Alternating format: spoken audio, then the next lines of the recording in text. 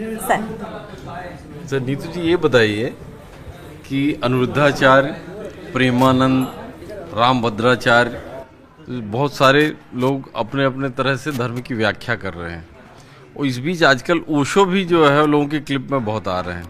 तो आपके हिसाब से लोग किसको फॉलो करें या कौन सबसे ज़्यादा लॉजिकल लगता है आपको? अगर आप प्रेमानंद महाराज को आपने देखा होगा कि किसी बीमार बच्चे को जब उनके गोद में रखा जा रहा था कि आप इनको ब्लेस करिए, तो उन्होंने कहा कि मुझे क्यों दे रहे हो, उसको हॉस्पिटल लेके जाओ। इसका मतलब है देखा जाए तो वो लॉजिकल है। ओशो की बात करेंगे तो वो बहुत बड़े फिलोसोफर थे, दार्शनिक थे, और उन्होंने देखा जाए तो मजाक उन्होंने उड़ाया था पूरे एजुकेशन सिस्टम का भी और उन्होंने धर्म का भी। अब बात क्या है ना, अगर आप ओशो की बात करेंगे कि बहुत बड़े दार्शनिक थे, बहुत महान थे, उन्होंने बहुत अच्छा कुछ बोला है, तो सबको लगता है कि अगला बंदा ठरकी है क्योंकि उनका एक ही किताब फेमस हुआ है और जो सबको पता है। तो बेसिकली हम लोग इतने संकीर्ण दिमाग के हैं कि हम बस वही सुनना चाहते हैं जो हमें पसंद है, और अगर उनका एक बात अगर पसंद आ गया तो बस हम उनको फॉलो करने लगते हैं। मेरा मानना है कि सबसे पहले हमें धर्म के बारे में समझना पड़ेगा कि धर्म इज नॉट समथिंग जो कहते हैं ना पैरानॉर्मल चीज है, ये वे ऑफ लाइफ सिखाता है। धर्म समझाएगा कौन? धर्म समझाने के लिए अगर आप कहोगे अनिरुद्ध महाराज समझा देंगे या बागेश्वर बाबा समझा देंगे, तो ये नहीं समझा सकते हैं क्योंकि खुद भी धर्म को बहुत नहीं समझते हैं। आप इनसे 3 क्वेश्चंस कर लीजिए अगर आप वेद पुराण को लेकर, तो ये आंसर नहीं कर पाएंगे। महिलाओं के बारे में अक्सर इन लोगों के कमेंट बहुत वायरल होते हैं, बहुत बार नेगेटिव भी होते हैं, तो उनको आप लोग कैसे देखती हैं?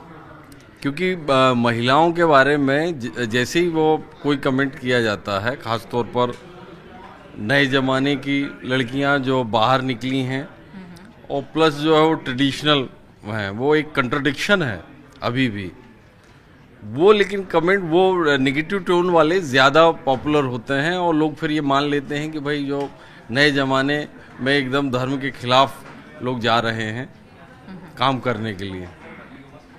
देखिए, अगर आप मेंटालिटी समाज का देखना चाहेंगे ना, तो एक लड़का ने अपनी बहन को उसके लवर के साथ एक रेस्टोरेंट में पकड़ा था और उसने उसके लड़के की पिटाई की थी और अपनी बहन को तमाचा मारते हुए निकाल के लेके जा रहा था।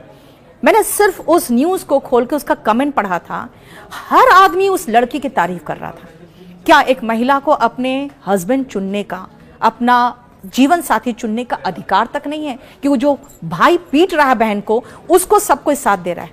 यहाँ पे आप सब देखेंगे, सब लोग बताएंगे कि महिलाओं को क्या करना चाहिए, क्या नहीं करना चाहिए। अरे यार छोड़ो, वो जिंदगी अपना लेके आई है, वो अपने तरीके से गलतियां करेगी, सीखेगी, पैरों पे खड़े होगी।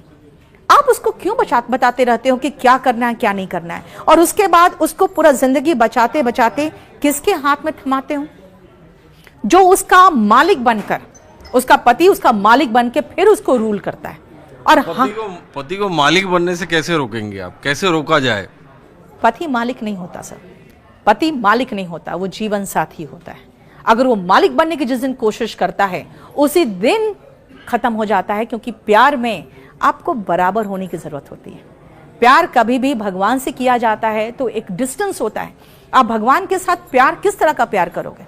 आप सिर्फ दे सकते हो, उनसे वापस ले नहीं सकते हो। जिस दिन हमने पति को परमेश्वर बना दिया, डिफरेंट पेडिस्टल में। लेकिन आप पहले एक बड़ा गाना बड़ा मशहूर हुआ था कि मेरा पति मेरा देवता। ना मेरे पति मेरा देवता है, तो बहुत ही पॉपुलर।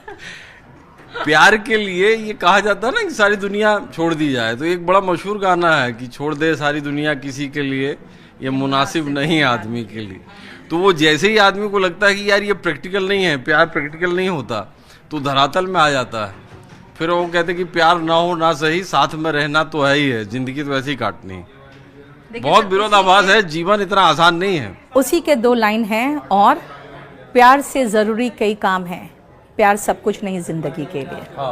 आपको प्यार तब करने का खुमार चढ़ता है जब पेट में रोटी होता है।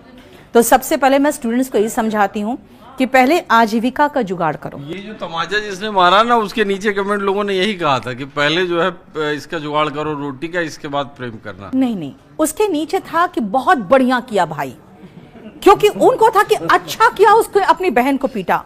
किसी भाई को अपनी बहन को पीटने का कोई अधिकार नहीं है अगर लड़की अपने लिए कोई लड़का ढूंढ रही तो। सबसे पहले माँ बाप भी जो शादी कर देते हैं सीधा, सर बहुत सारे लोग कह रहे हैं सोनम का प्रॉब्लम, इसने ऐसे राजा को मार दिया। मेरा कहना है कि सबसे बड़ी गलती तो उसकी माँ बाप की थी जो जबरदस्ती शादी की है। आप किसी को फोर्स क्यों करते हैं? ठीक है, अगर वो लड़का जो उसके कंपनी में काम कर रहा था, उसका नौकर था, इसीलिए आप कह रहे हैं, वो नौकर नहीं था, वो एम्प्लॉय था। अगर आप तो एमपी के दो और बहुत अद्भुत केस आए हैं। एक लड़की जो है वो उससे कहा कि पटवारी से उसकी शादी कर दी गई थी, और दूसरा एक केस आया है कि वो एक लड़के को बुलाया गया मंदिर, वो आया ही नहीं, तो फिर उसको दूसरे लड़के से शादी करनी पड़ी। अब एक बात बताइए, वो लड़की भाग के गई, लड़का नहीं आया, तो लड़की को क्या करना चाहिए था? वापस घर आना चाहिए था। वो वापस घर नहीं आके वो किसी भी एरे गैरे से शादी कर ली, डर की वजह से। मेरा कहना है कि हम अपने पेरेंट्स से इतना डरते क्यों हैं, और इतना डिस्टेंस कैसे हो गया हमारे पेरेंट्स के बीच में कि हमें किसी से शादी करनी तो हमें भागना पड़ रहा है। क्या हमें जीवन साथी चुनने का अधिकार नहीं होना चाहिए? लेकिन ये समाज में आप जब देखेंगे ना, तो बहुत सारे ऐसे महाराज हैं, बहुत सारे विमेन कमीशन के हेड्स हैं, वो लोग महिला विरोधी स्टेटमेंट देते रहते हैं, क्योंकि इंडिया में महिलाएं, पुरुषों को तो छोड़ दीजिए, पुरुषों को तो एक डिफरेंट पेडेस्टल में बिठाया गया जहां पे बैठ कर उम्र पर रूल करना चाहते हैं। महिलाएं भी मेंटली स्लेव्स हो चुकी है। अब आप निक्की के सास को देखिए, वो कह रही रील बनाती थी, मेकअप करती थी, चश्मा पहनती थी। भाई गॉगल्स पहनने पर हस्बैंड मार देगा उसको। और अगर सब लोग कह रहे नहीं नहीं मारा नहीं है, उसने सुसाइड किया है। जो लड़की 25-27 साल तक अपने मायके में कभी ऐसा अटेम्प्ट नहीं की है, अगर वो ससुराल में आकर सुसाइड करने पर मजबूर है, तो क्या इसका मतलब ये नहीं कि उसको इतना मजबूर किया गया है कि वो जो सबसे अंत होता है, जिसको कहते हैं ना फांसी की सजा, वो खुद को फांसी की सजा अगर कोई दे रहा है, अपने आप को आग लगा रहा है, आप समझ सकते हैं कि वो अपने आप को सबसे जो खराब पनिशमेंट वो दे रहा है। इसका मतलब इस दुनिया में उसको इतना तकलीफ मिला है कि वो आत्महत्या कर रही है। तो मैं मानती हूं कि सबसे पहले लड़कियों को आप पढ़ने दीजिए, पढ़ के उसे अपने पैरों में खड़े होने। आप उन्हीं लोगों से कह रही हैं जो लोग ये नहीं करने देना चाहते। इसका तो हम लोग को बदलाव का कोई तरीका खोजना पड़ेगा ना। बात यही है ना, जब हम महिलाएं नौकरी करते हैं ना, तो कहते हैं हाँ मेरा हस्बैंड मुझे नौकरी करने दे रहा है, हु इज ही। अब कहते हैं ना कि महिलाओं को पढ़ने दो। भाई पढ़ने दो का मतलब क्या होता है? Who are you to allow me to study और नॉट? मैं पैदा हुई हूं, जितना मेरे भाई को मिलना चाहिए उतना मुझे मिलना चाहिए। जैसे वो पढ़ रहा है मुझे भी पढ़ना चाहिए, जैसे उससे मोबाइल मिल रहा है मुझे मिलना चाहिए, जैसे उसको सब अधिकार है मुझे भी अधिकार होना चाहिए। अगर आपको लग रहा है कि नहीं महिलाएं बाहर सुरक्षित नहीं हैं, तो अपने बेटों को एजुकेट करना पड़ेगा ना, कि महिलाओं को अब एजुकेट करिएगा कि वो कैसे कपड़े पहने कैसा नहीं पहनेगी। इसका मतलब है कि हम महिलाओं को पढ़ने दे रहे हैं, हम अपनी बेटी को अलाउ कर रहे हैं। You are no one to allow, उसका वो ह्यूमन राइट है सर। आप ह्यूमन राइट ना डिनाई कर सकते हैं ना अलाउ कर सकते हैं। मैम नीलू का एक सवाल है। हेलो मैम, अभी जो बच्चियां हैं कम उम्र की 17-18 साल या 20-21 साल